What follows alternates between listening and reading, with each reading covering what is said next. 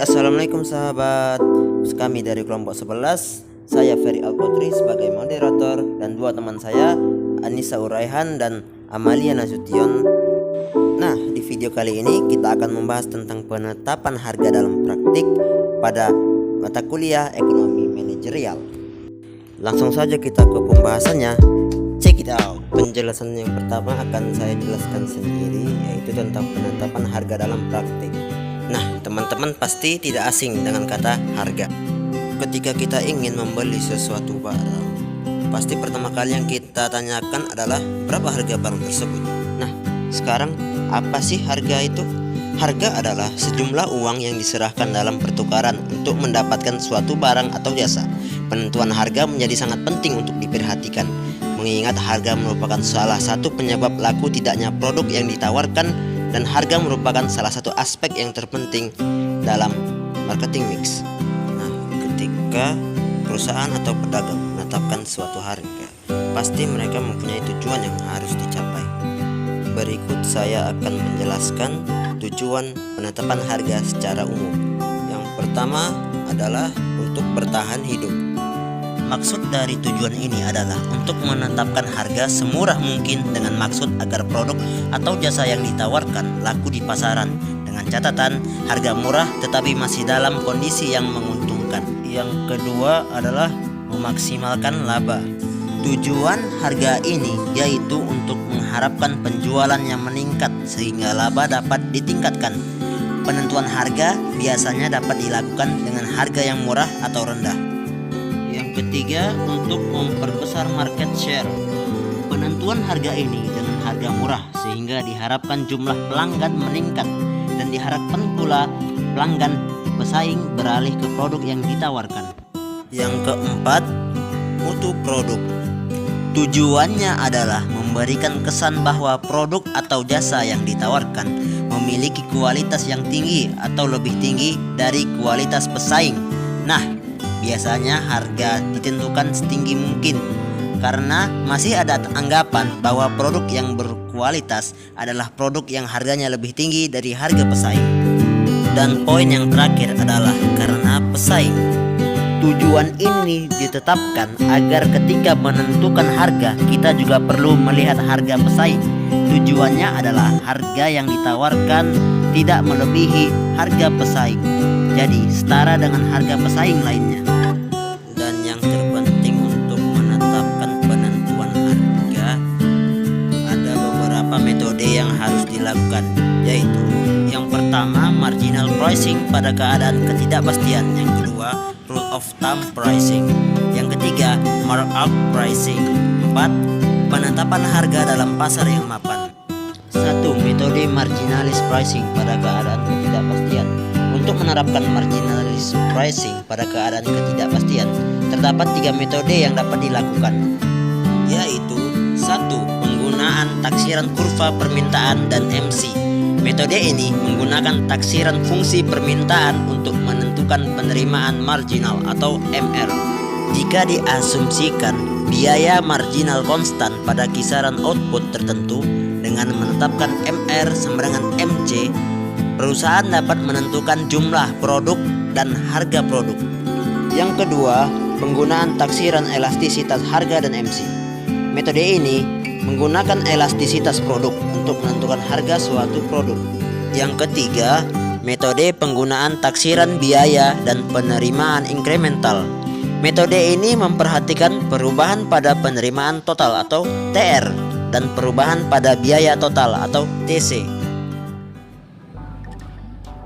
B. Rule of thumb pricing. Istilah rule of thumb pricing adalah, dalam istilah mudahnya, gampangan. Sebenarnya sudah lama sekali dikenal oleh para pengambil keputusan bisnis, di mana penggunaan metode merupakan jalan pintas agar si pembuat keputusan bisnis mampu menghemat biaya dan waktu.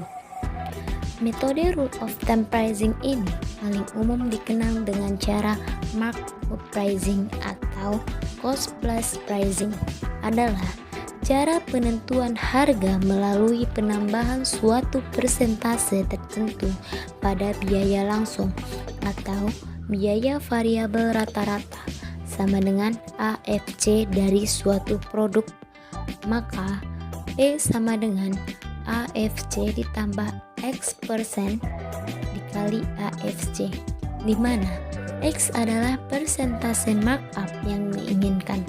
Markup tersebut merupakan kontribusi per unit terhadap biaya overhead dan laba, dan karena itu penentuan nilai markup tersebut berarti juga penentuan margin kontribusi atau contribution margin. C. Markup pricing. Markup pricing adalah metode yang biasanya digunakan oleh para pedagang yang usahanya membeli dan menjual kembali barang tersebut setelah terlebih dahulu ditambah biaya-biaya. Menurut Jaslim Saladin 2006-146, metode penetapan harga markup atau markup pricing. Penetapan harga menurut metode ini adalah berdasarkan biaya keseluruhan yang telah dikeluarkan dengan markup tertentu sebagai keuntungan. Salah satu alasan penggunaan markup pricing adalah: pertama, untuk mengurangi ketidakpastian pada biaya permintaan dengan mendasarkan pada biaya. Yang kedua, penetapan harga menjadi lebih sederhana dan penjual tidak perlu membuat penyesuaian terhadap permintaan. Yang ketiga, fleksibilitas terletak pada kemampuannya dalam mendukung tindakan untuk memaksimalkan keuntungan. Adapun kelebihan dan kekurangan markup pricing. Kelebihan: pertama, mudah dan cepat. Yang kedua, ada alasan untuk kenaikan harga. Kekurangan: 1. Tidak memperhitungkan nilai produk. 2. Tidak ada jaminan balik modal. Rumus sederhana dari harga jual markup adalah sebagai berikut. Harga jual sama dengan biaya beli produk ditambah markup. Penetapan harga markup ini hampir sama dengan penetapan harga biaya plus. Penetapan harga markup ini sering digunakan oleh para pedagang atau perusahaan dagang. Caranya lebih sederhana. Anda membeli barang dagangan, kemudian harga jualnya ditentukan setelah menambah harga beli dengan sejumlah markup seperti rumus di bawah ini. Harga beli ditambah markup sama dengan harga jual. Contohnya, Anda sebagai pedagang membeli barang seharga Rp300.000. Kemudian, Anda ingin keuntungan Rp100.000. Jadi, produk dijual Rp300.000 ditambah Rp100.000 sama dengan Rp400.000. D. Penetapan harga pada pasar yang mapan. Menurut Arsyad 2011, terdapat beberapa metode penetapan harga produk pasar yang telah mapan. Yang pertama, strategi posisi harga. Penetapan harga pada posisi ini lebih menekankan pada atribut-atribut yang melekat pada produk tersebut. Yang kedua, strategi harga lini produk. Penetapan harga pada metode ini lebih menekankan pada laba tambahan yang melekat pada suatu produk atau markup berdasarkan pada elastisitas permintaan produk. Yang ketiga, penetapan harga untuk menduga kualitas.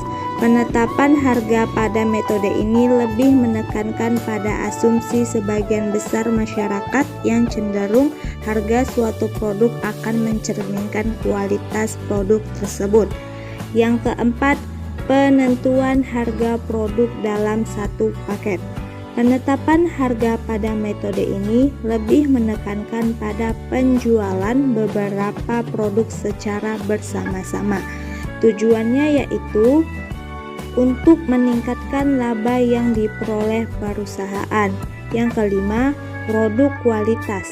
Penetapan harga pada metode ini lebih menekankan pada kuantitas produk yang ditawarkan. Yang keenam atau yang terakhir, penetapan harga promosi. Penetapan harga pada metode ini lebih menekankan pada kegiatan promosi untuk mempromosikan suatu produk kepada khalayak atau masyarakat. Oke guys, selesai sudah penjelasan kami tentang penetapan harga dalam praktik. Terima kasih buat teman-teman yang sudah menyaksikan video kami dari awal hingga akhir. Semoga bermanfaat dan see you. Assalamualaikum warahmatullahi wabarakatuh.